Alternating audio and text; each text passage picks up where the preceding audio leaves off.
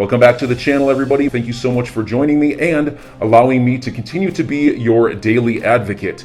If you're new here or you're not subscribed for any reason, please do me a huge favor and hit the subscribe button.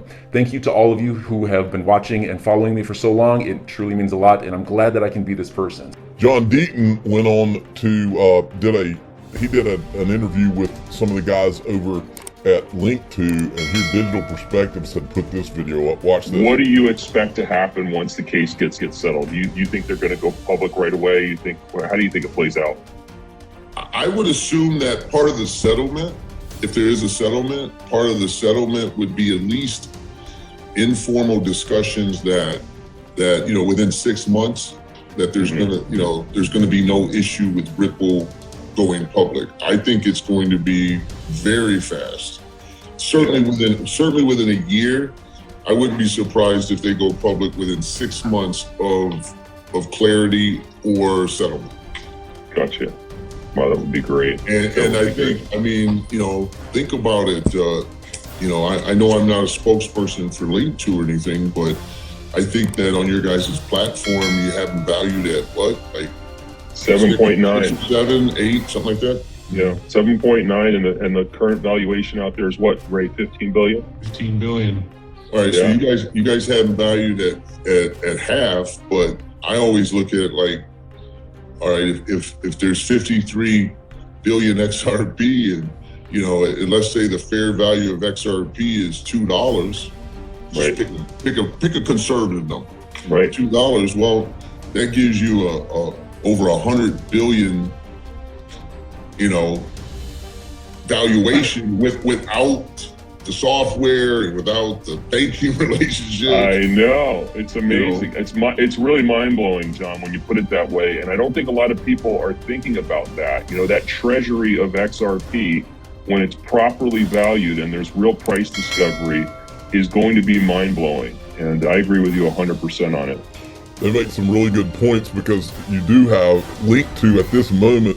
I think they've got a little bit left. I think most of it's sold, but there's a little bit left. If you haven't looked at it, you might want to, but they've got it, they're selling it at a $7.9 billion valuation, and Ripple, through their recent sale, it gets a valuation of 15 billion. What they're saying is XRP's never really had price discovery. All the things we've uncovered, if there's anybody who's been paying any attention, you know that there hasn't been real price discovery of XRP.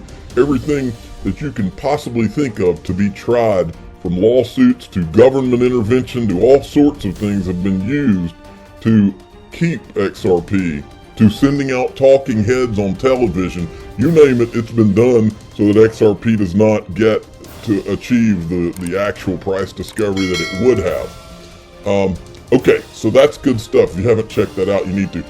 Here's another clip from John Deaton in that same interview. Listen, you can just go to cryptolaw.us and go to the video library. And I didn't do it. All I did was assemble it. But as you know, the internet sleuths, the digital asset investors, and the backup Bradleys, and all of those people, I've taken their investigative skills, put together the library that really a monkey could prove that was an unregistered securities offering. So how do you think that's going to play moving forward, based upon this case setting the bar in tone so astounding that, here we have the media publicizing a narrative that just is completely false, while we've got small-time guys like, they're not small in my eyes, but DAI Bradley Kimes, they're not running ABC or CBS or whoever, NBC. But where I'm getting at is, do you think this is just going to create an opportunity, not just for XRP holders or crypto, but in different industries as well? Yeah, I think actually, listen, this case, it's not hyperbolic for me to say that this is the most significant non-fraud securities enforcement action since Howey, or at least in decades. If you take out the Enrons and the fraud cases, right? There's no bigger case than digital currency, cryptocurrency, and XRP was number 3. I think that this is going to be taught in classrooms about, what I've been labeling decentralized justice. where a community, decentralized, gets together and they pool their sources and create basically, they don't allow the false narrative, if you will, that's being pushed by the media. So I definitely think that it's a great study in where we're at and the impact of social media. What a great point he makes. I mean, you all of you out there that have been, all you that have been finding all the photos and putting the timelines together and the videos and finding videos, the TAIGs, there's a Ripple Eye, there's all kinds of people that have been pulling all kinds of information from all over the place, and it's literally changed the world, changed the way things are done. And we needed some change because there was a narrative being floated that just wasn't true. They're still trying to do it. Okay, now this is the other thing that happened while I was away, is that while I was traveling anyway. Brad Garlinghouse, the truth is out for everyone to read. What we see is that the SEC waited 8 years to decide they disagreed with this analysis, decimating thousands and thousands of XRP holders who they purport to protect in the process. So much for being mission driven. And he's retweeting this tweet from Stuart Alderati. Let me see, I think that's the same. Yeah. The conclusion of these now public 2012 memos is clear. XRP do not constitute securities. The fact that Ripple had the foresight to seek legal advice from a prominent firm in 2012 in the absence of a clear case of law and 5 years before the SEC even started talking about digital assets should be applauded. Now, this is the memo. Now, I want you to remember this. I'm probably going to have to break this video into two parts because I'm trying to get myself caught up here. But look who it was to. It was to Chris Larson and Jed McCaleb of OpenCoin. And it was from Dax Hansen, Keith Miller, and Carla Reyes. So, but this guy, Dax Hansen, he's been very prominent in crypto from the beginning. And Dax Hansen is the partner of Lowell Ness. And I've even shown you video of both of them. I'll show you, maybe not in the next video if you don't see it here. I'm going to try to get at least halfway through all this material I've got. So remember Dax Hansen, because this is Perkins Coie, same law firm that Lowell Ness was with. Lowell Ness being the guy who wrote the safe harbor memo that went to Bill Hinman and them at the SEC, and that became the Ethereum free pass speech. Okay, that's Lowell Ness's own word. Well, his partner's Dax Hansen, and turns out this guy is the same. This is the guy who wrote Ripple this memo telling them that he didn't believe XRP was a security. Small world. John Deaton added to his timeline, Undisputed Facts Timeline Editions, 2012 Perkins Coie, the same law firm that helped write the Hinman's Ethereum free pass speech, informed Chris Larson, #Ripple credits, aka XRP is not a security.